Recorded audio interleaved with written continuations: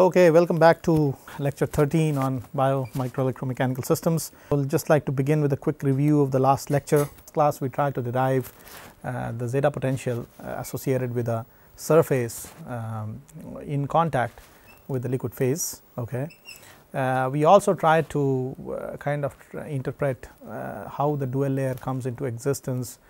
Why is it that the charges in the solutions get distributed and forms what you know as the bulk charge or the diffuse layer of a solution, and then we tried to also calculate the potential as a function of distance as you move away from this double layer into the bulk layer.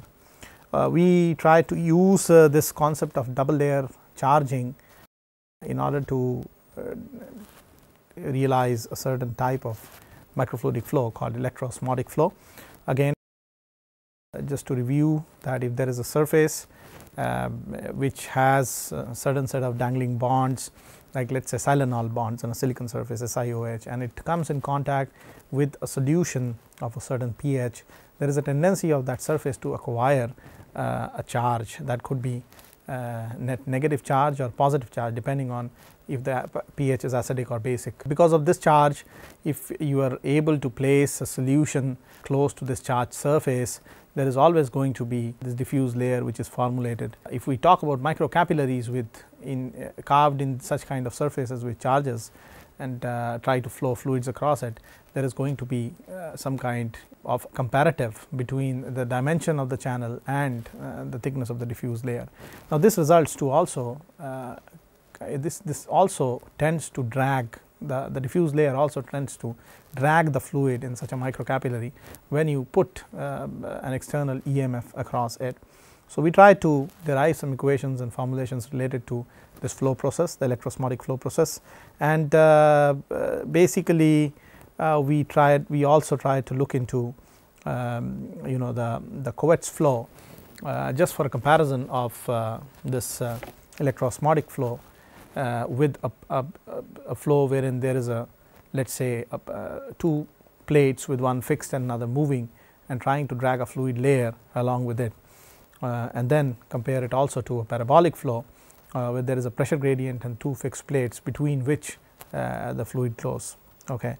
So, we kind of saw that in case of electrokinetic flows there is always a tendency of the flow to develop a plug like behavior. So, the velocity profile is like a plug. Okay. So, in case of pressure driven flows it is something like a parabola. So, if we consider and try to start from that aspect, we found out that by solving Navier-Stokes equations. Okay. So, basically we kind of tried to make a comparison between the different profiles, the velocity profiles within such channels when the flows are pressure driven as opposed to maybe when the flows are electrokinetic in nature. And we also tried to ascertain what happens in case of a pressure gradient across such a capillary with two sides fixed or two plates fixed, and try to derive an equation of velocity and the variation of velocity with respect to the y direction. Okay. So, essentially the function that we obtained for u on the velocity in that case was also minus 1 by 2 eta dp by dx h square times of 1 minus y square by r square h square, where dp by dx essentially is the pressure gradient across the capillary in the x direction, and we assume that the plates, the two plates are respectively fixed at y equal to plus h and y equal to minus h. The middle of such a plate assembly is really the y equal to 0. So, if you plot the u with respect to the y, essentially you get a parabolic profile, the square on the y, right. So, there is a flow velocity variation of this parabolic type, and this makes sense also because the velocity here very close to this channel wall is 0 on either sides, and it is maximum somewhere at the center of the channel. Okay.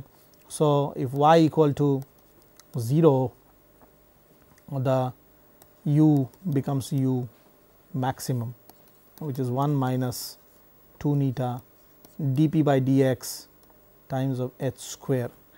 This is the maximum velocity that one can have in such a channel flow. So, if we assume a little bit of different sign convention in which the plates are laid, in the way the plates are laid, and assuming that 2h essentially is equal to a, or that the distance between these two plates 2h is nothing but a. So, in that case h becomes equal to a by 2, and u max in this expression is 1 minus 1 by 2 neta, okay, del p by del x a square by 4, also 1 minus 8 neta del p by del x a square. Okay. That is what the u max or the u maximum would be in a case like this. Let us now try to find out the maximum flow rate which would happen because of this function u. Okay.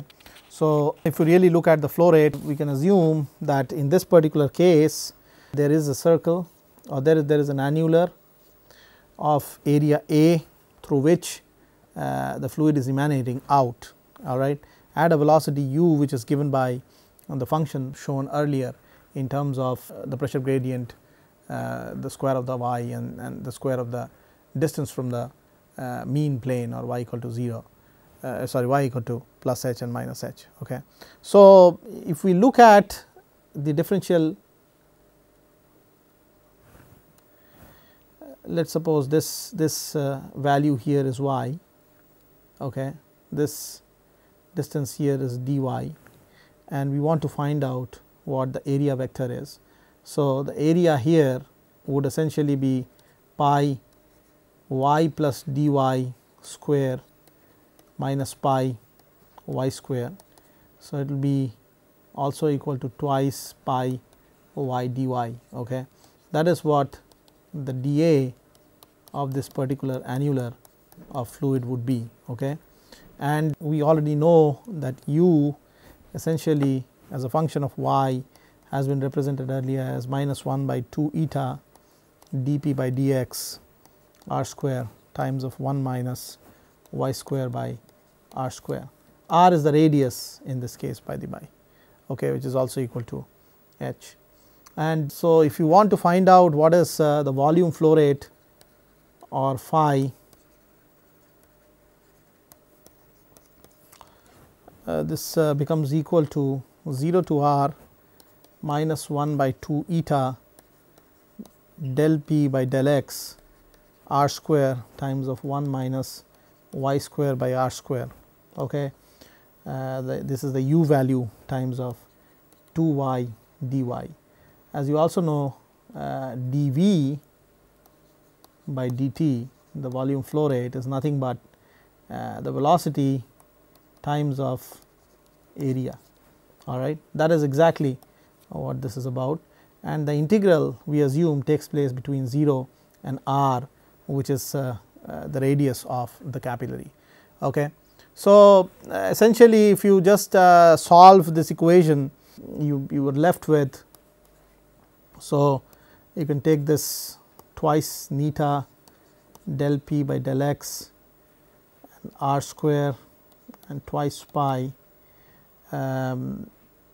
outside the integral 0 to r 1 minus or r square minus y square times of y times of dy, and there is a divided by r square here.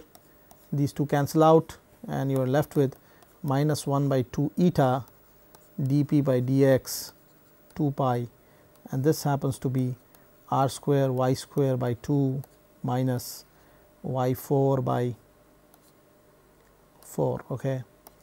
That is what the integral is, and between 0 and r. So, essentially this takes the form r square by 4, and we are left with an equation of the type phi equals minus 1 by 2 n del p by del x, okay, 2 pi times of r 4 by 4. Now, one thing which is of importance here to be seen is that, essentially we considered a channel at the very beginning. If you consider the electroosmotic flow of length L, okay,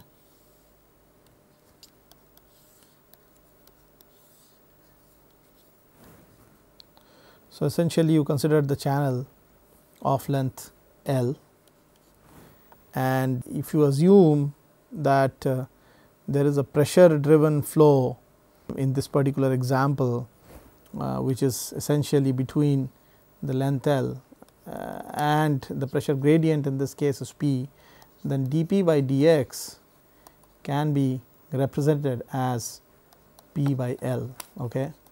So, if I put back the P by L into this particular equation here for the pressure driven flow case, phi becomes equal to 1 by 2 minus 1 by 2 n,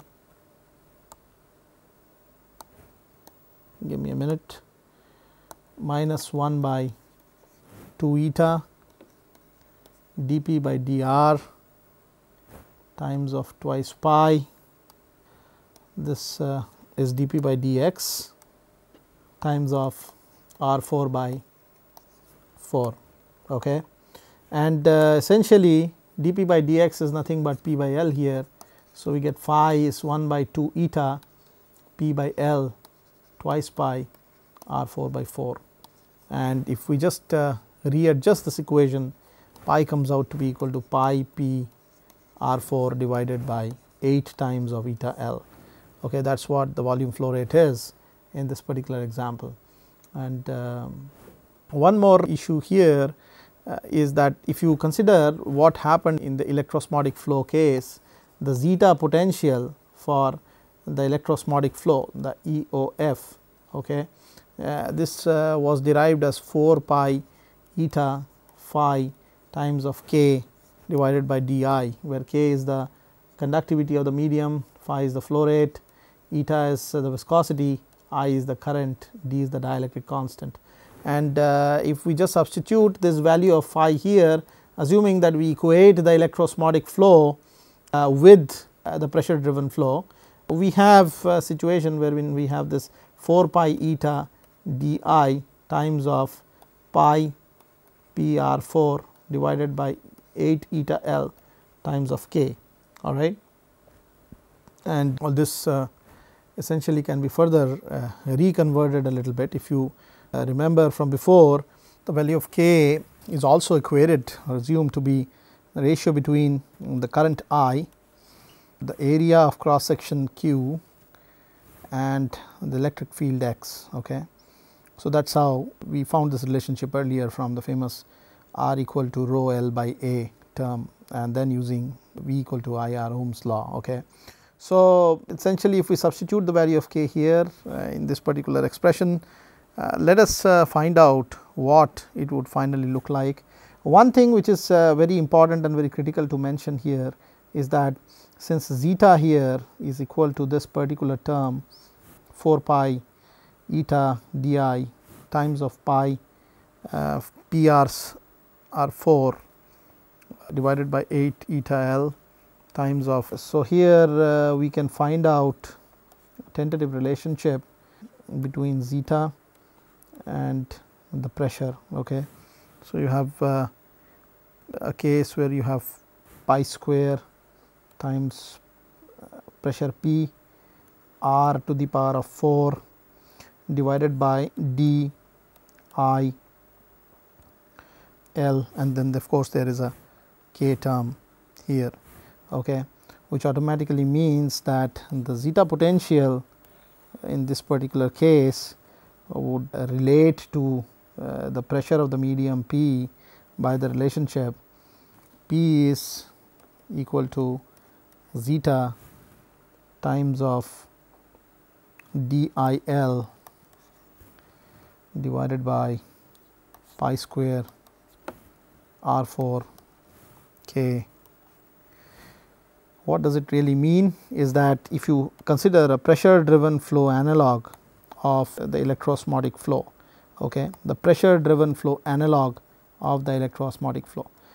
What I am trying to indicate is that if you have, let us say, an electroosmotic force which is flowing the fluid in the capillary, and you consider that to be, you consider that to be essentially within the same flow rate, everything contributed by an equivalent flow with a pressure gradient, we can make an analogy between what kind of zeta potential is needed for creating what kind of flow pressures. Okay. And here, as you see, if the zeta potential of any surface is more, as in this equation, the pressure of the flow would be more, and vice versa. Okay. So, that is a very interesting observation which will kind of carry forward later. Here, if we substitute the value of k into this particular equation here, okay, let us look at how this would really behave. So, in this particular case, and I need to actually substitute the value of k here, we get P equals zeta d I L divided by pi square r 4, and k is essentially I by q x, right, and q is pi r square. So, I times of pi r square in the numerator times of x. So, we can actually do these cancellations here. R 4 cancels into R 2 and pi cancel out. So, we are left with essentially the terms zeta d L x divided by, and of course, there is going to be a 2 here which we forgot, because essentially there is a 2 here in the denominator. So, there is a 2 d I L in the denominator here. So, twice zeta d L x divided by pi r square is what this effectively would look like. All right. So, essentially one important thing here is that the pressure that is generated from a flow channel with a zeta potential, let us say z, is also inversely proportional to the area of cross section of the particular channel.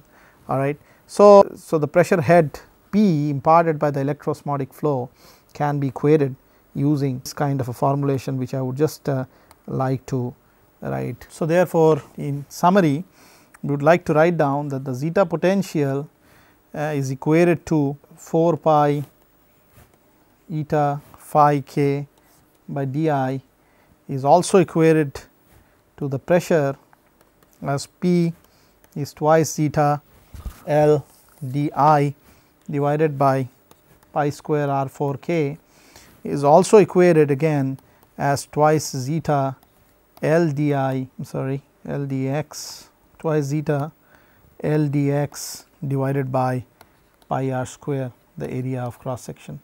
This is essentially the equivalent pressure, okay, of an EOF channel.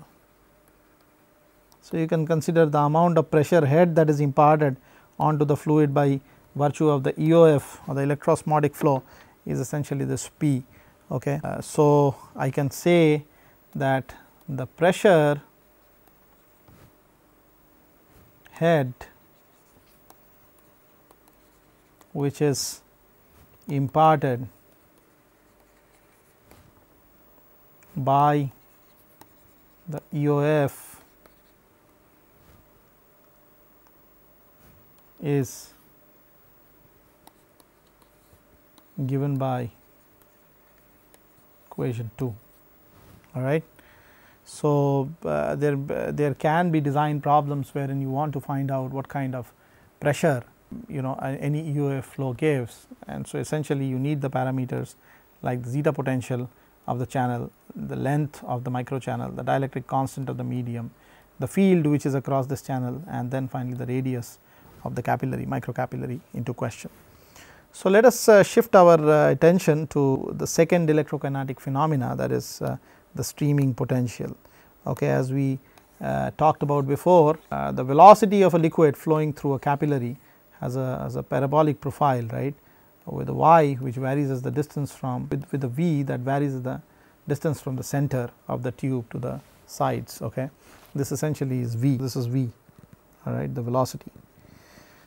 So, if you just remember back the various ways and means of predicting the various electrokinetic properties, there can be a case where you produce or give a pressure driven flow, and it creates a set of charges on the walls or set of currents, and there is a case when you apply an EMF from outside and it generates a flow. Okay. So, in one case the cause is the EMF, in another case the cause is the flow. So, flow generates EMF inside the channel, a flow generating EMF inside the channel. The phenomena is also known as streaming potential. Okay. So, the liquid at the surface of such a flow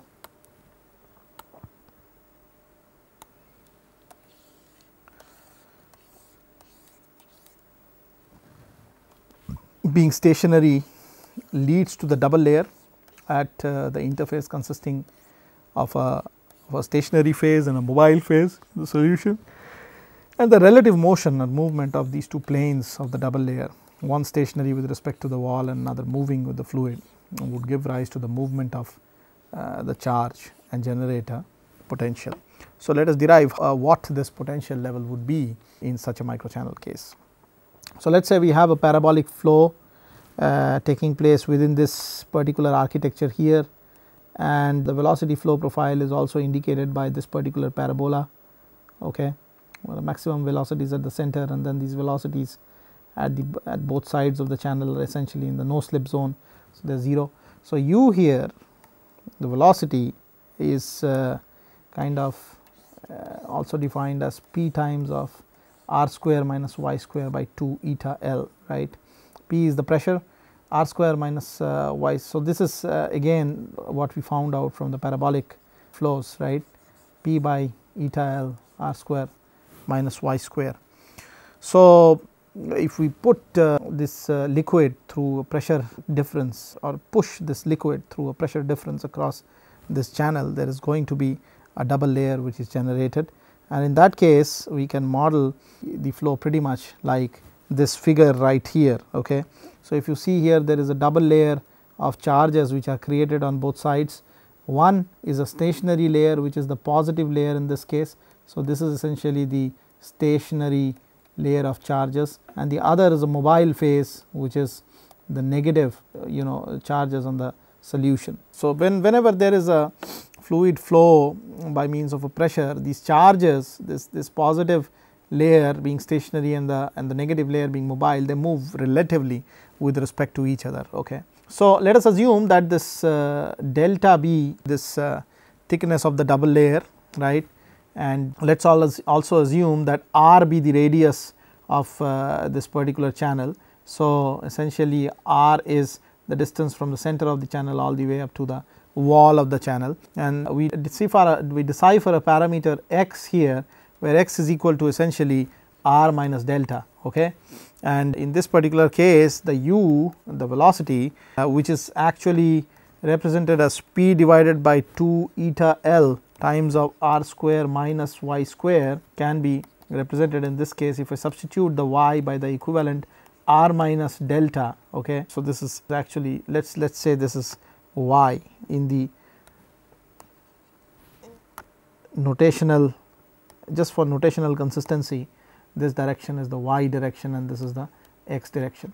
So, this is actually y, and this essentially is also y equals r minus delta for notational consistency. So, r square minus y square can be represented as p by 2 eta L times of r square minus r minus delta square, and if we do this or if we try to calculate this, we are left with 2 r delta minus delta square. Okay. And delta being very small, we have already mentioned that essentially delta, the charge, the the dual layer thickness is around tens of nanometers, and so therefore, this delta square is very small in comparison to twice r delta, can be safely neglected, and the u essentially in this particular case would be nothing but p times of twice r delta by 2 neta L, or p r delta by neta L. Okay, that is what the u is going to be. The u delta is going to be in this particular case, okay, the velocity across this double layer.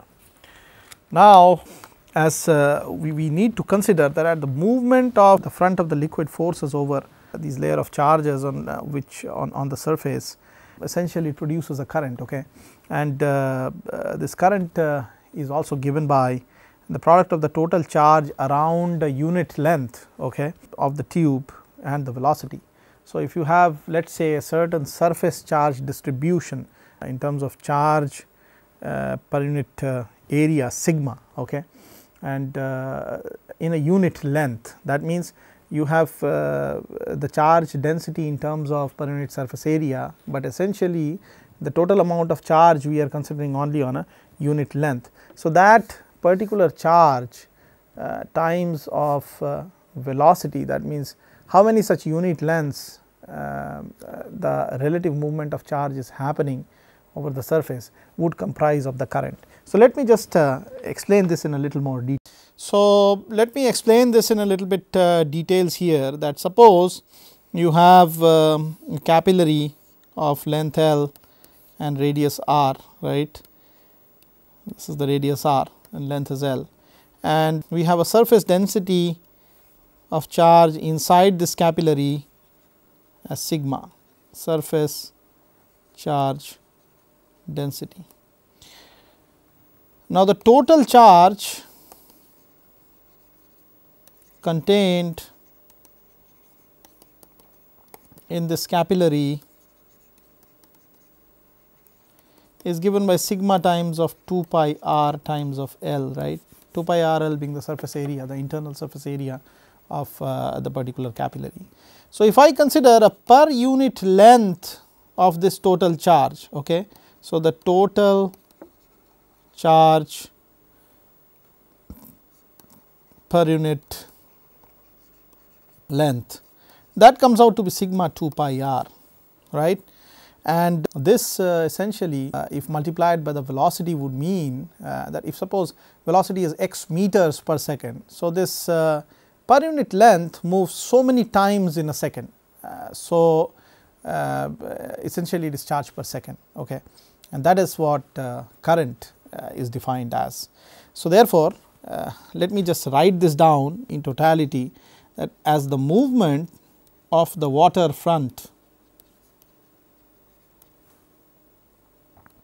forces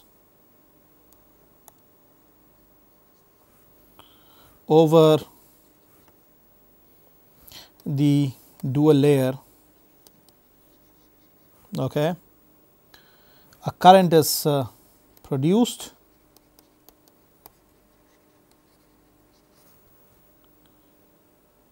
and this is also given by the product of the total charge around a unit length of the tube and the velocity of the moving part of the layer. So, the total current I in this case would be sigma times of 2 pi r charge per unit length times of lengths per unit time u delta. Substituting the value of u delta from the derivation made earlier, we are left with u delta is p r delta divided by eta L, as you found out from the case of the pressure driven flow, and therefore, this current I in this case is nothing but twice sigma pi r square p delta divided by eta L. Okay. So, let us assume that if the liquid in question has a conductivity K, liquid has conductivity K, and we already know the relationship R equal to rho L by A, right, and essentially K, which is 1 by rho, is nothing but R L divided by R A. Okay. So, A in this case of course is nothing but the radius square times of pi, the cross sectional area of the circular capillary, and essentially the K, the resistance R of the channel is L divided by K times of pi r square, right. In other words, the conductance, which is the reciprocal of resistance of the liquid, in the microcapillary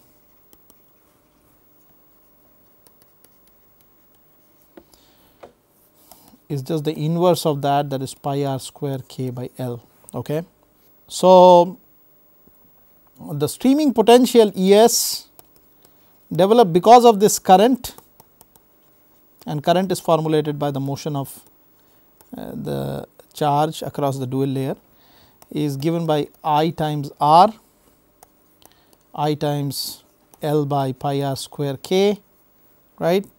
And if we further try to put the value of current here from the previous derivation, which we obtained as 2 sigma pi r square p delta by neta, this term here was the I. So, here the final expression would come out to be 2 pi r square sigma delta p by neta L times of L by pi r square k. These go off, the L's go off, and we are left with a term twice sigma delta p by eta k. Okay. So, that is what the streaming potential would really be.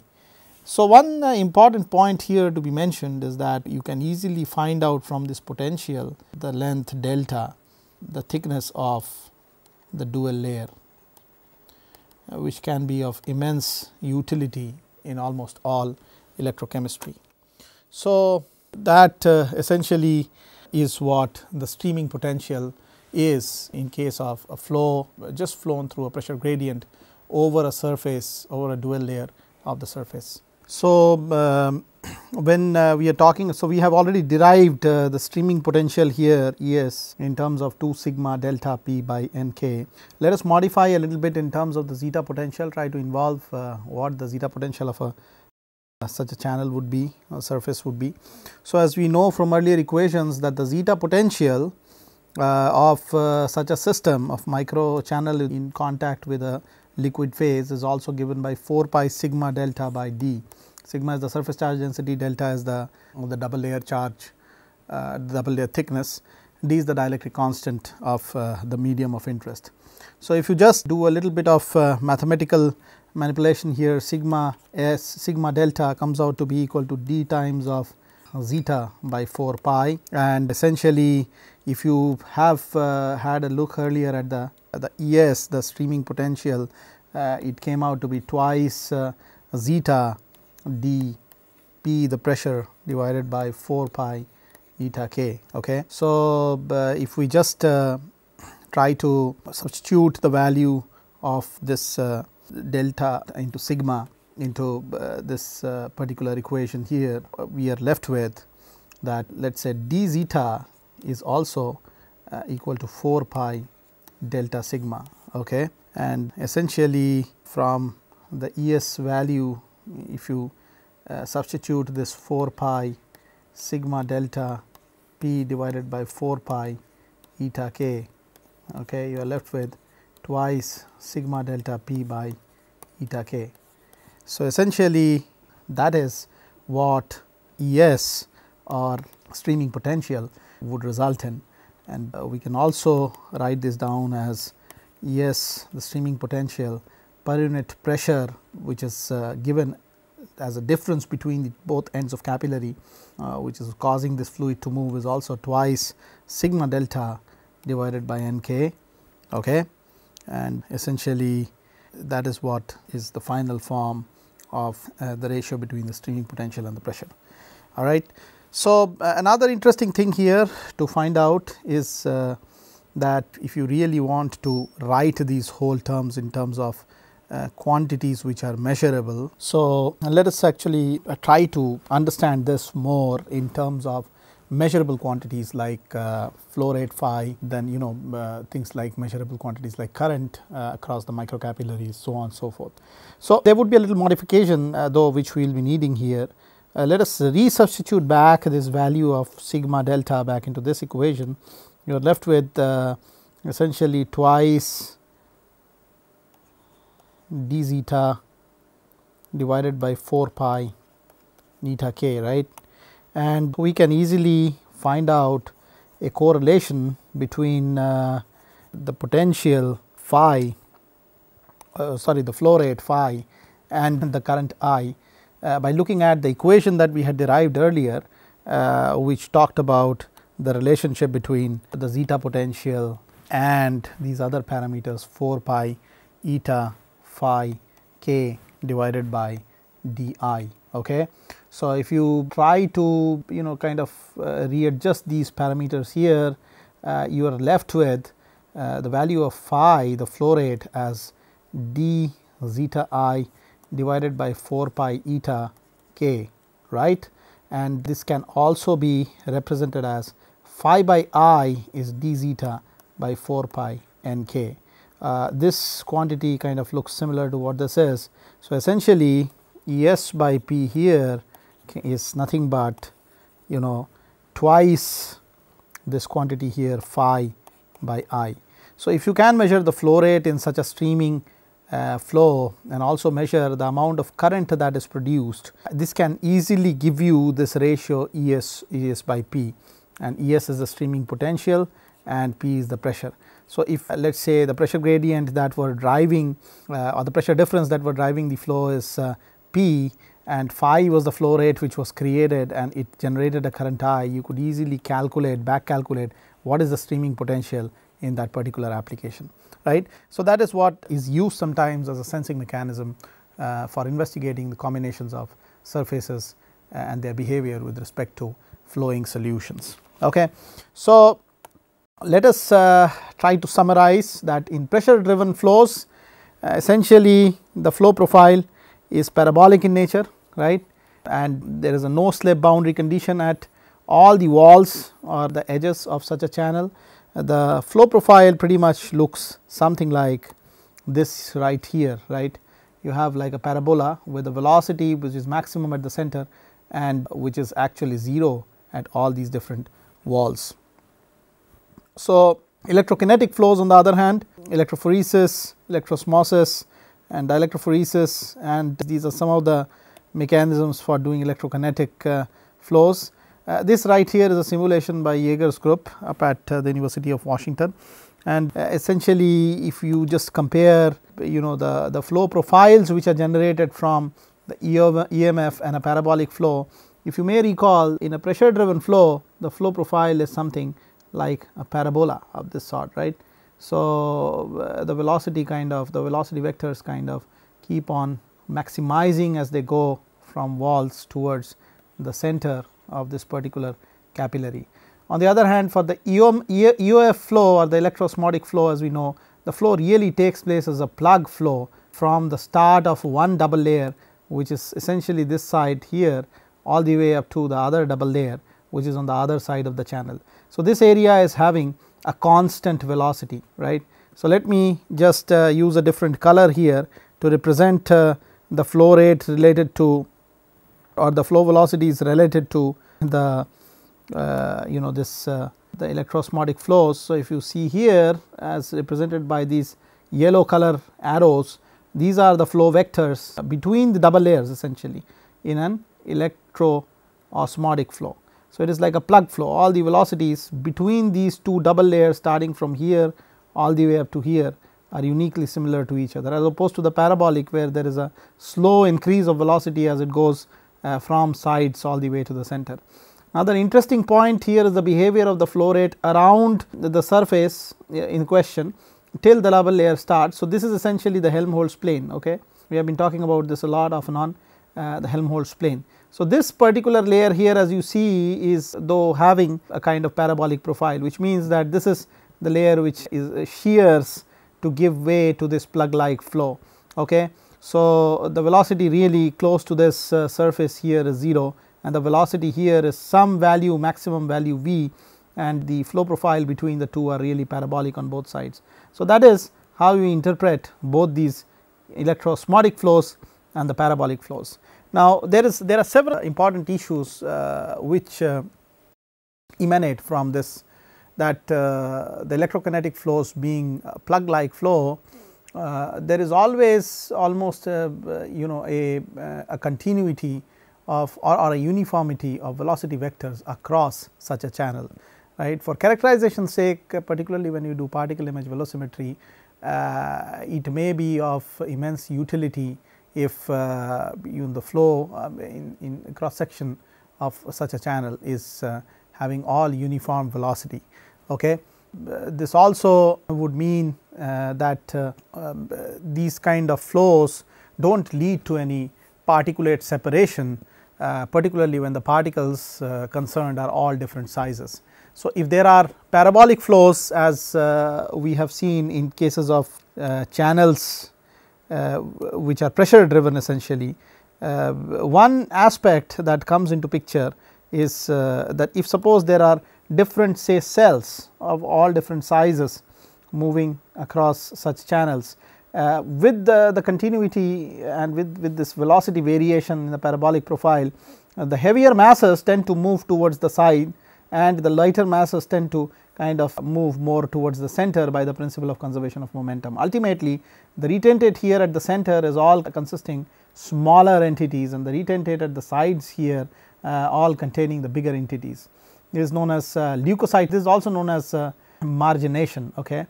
In the human body, the microcapillaries essentially do this job, where leukocytes, which are heavier in comparison to the RBCs, would migrate slowly to the walls of the capillary and would be rich on towards the vasculature's walls essentially.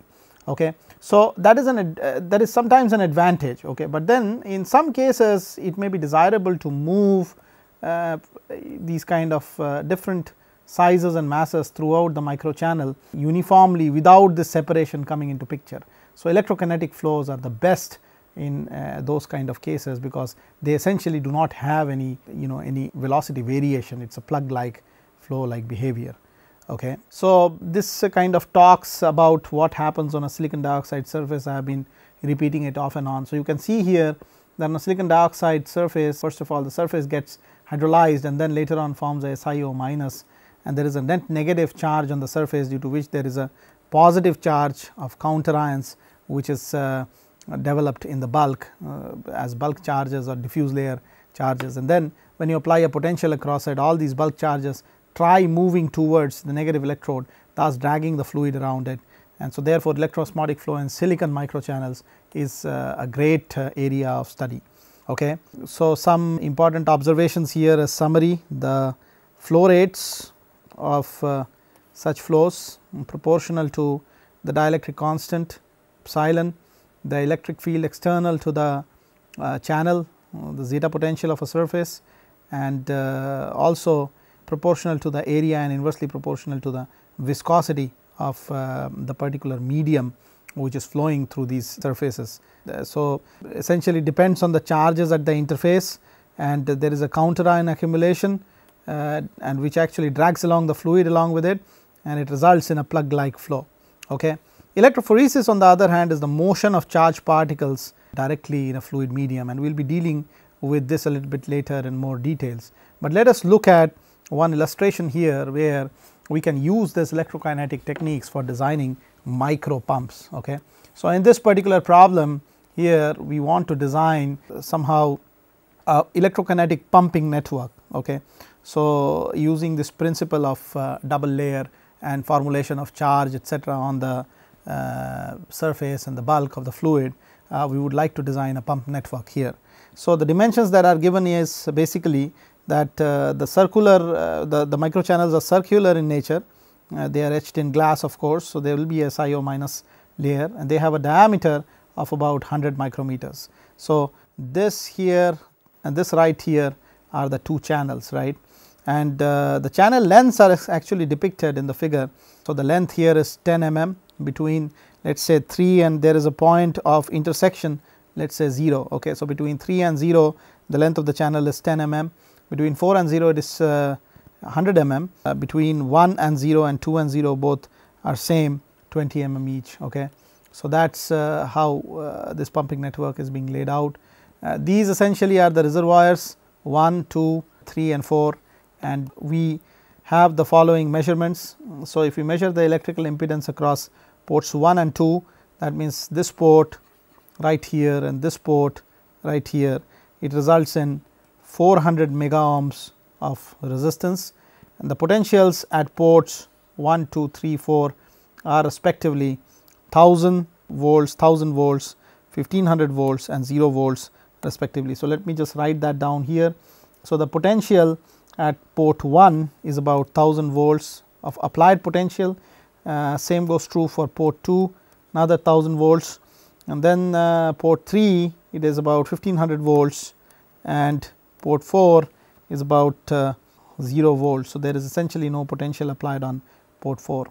So, the zeta potential here is assumed to be about minus 100 millivolts, as can be defined by the surface in connection to another liquid phase, and you have to determine the direction of the and the flow rate of the electrokinetic flow formulated in this case in the longest channel, that is the one which measures about 100 millimeters, or this channel between 0 and port 4. Okay. So, the viscosity and relative dielectric constant of the fluids are given to be 0.001 kg meter second and 50 respectively, and the dielectric constant of vacuum is found to be 8.85 10 to the power of minus 40 farad per centimeter.